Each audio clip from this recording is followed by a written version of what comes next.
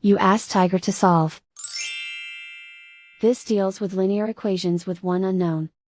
The final result is x equals 24. Let's solve it step by step. Simplify the expression. Group the coefficients.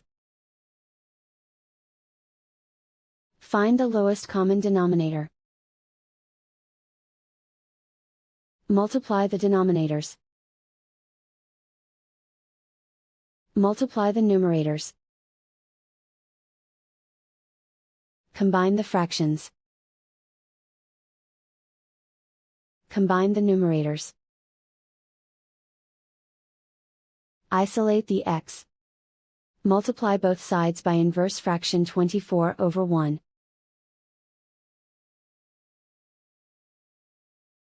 Group like terms. Multiply the coefficients.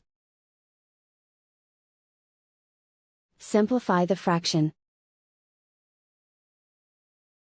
Simplify the arithmetic. And so the final result is x equals 24.